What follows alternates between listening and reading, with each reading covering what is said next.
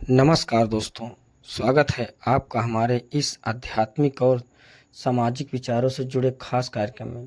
आज का विषय है पत्नी को कब छोड़ देना चाहिए, महाराज जी ने क्या बताया।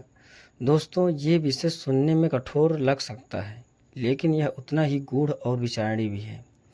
हमारे सनातन धर्म, शास्त्रों और महान संतों ने विवाह को एक पवित्र बंधन बताया है, लेकिन जब यह बंधन धर्म, सम्मान और आध्यात्मिक शांति को नुकसान पहुंचाने लगे, तब प्रश्न उठता है, क्या इसे निभाना जरूरी है।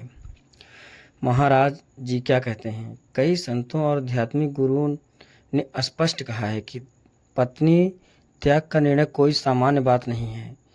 यह तभी उचित है जब ये परिस्थितियां सामने आए, जैसे कि पहला है, यदि पत्नी धर्म के मार्ग से भटक जाए, यदि वह पापाचारी हो जाए, सत्य और मर्यादा से दूर चली जाए और बार बार समझाने पर भी अपने कर्म में सुधार न कर सके, तो महाराज जी कहते हैं ऐसे में विवाह का उद्देश्य समाप्त हो जाता है। दूसरा कारण है, यदि वह पति के माता पिता का अपमान करे, अर्थात यदि कोई स्त्री अपने सास ससुर का निरंतर तिरस्कार करती है, उनकी सेवा और सम्मान करने के बजाय उन्हें दुख देती है, तो यह भी त्याग का एक बड़ा कारण बन सकता है। तीसरा कारण है, यदि वह बार बार विश्वासघात करे। विवाह का आधार विश्वास है। अगर पत्नी किसी और पुरुष से संबंध बनाती है और यह आदत बन जाए, तो महाराज जी स्पष्ट कहते हैं यह पवित्र रिश्ते का अपमान है और इसका त्याग उचित है।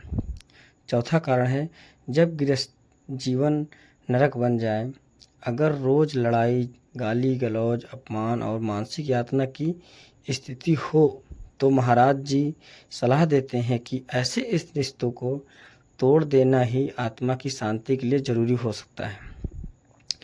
लेकिन दोस्तों, ध्यान रहे, यह निर्णय जल्दीबाजी या क्रोध में नहीं लिया जाना चाहिए।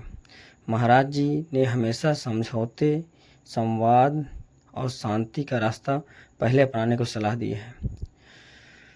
अंत में हम यही कहेंगे, रिश्ता तोड़ने से पहले रिश्ता निभाने की पूरी कोशिश करें, धैर्य रखें, प्रार्थना करें और गुरु अर्थात संत से मार्गदर्शन लें, क्योंकि हर बंधन को छोड़ने से पहले आत्मा पूछना जरूरी है, क्या अब इसे निभाना संभव नहीं।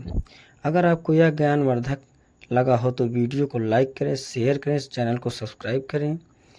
मिलते हैं अगले वीडियो में, तब तक ध्यान रखें, मन शांत रखें, धर्म के साथ जियो, प्रेम से सोचो, विवेक से निर्णय कर लो। जय श्री राम।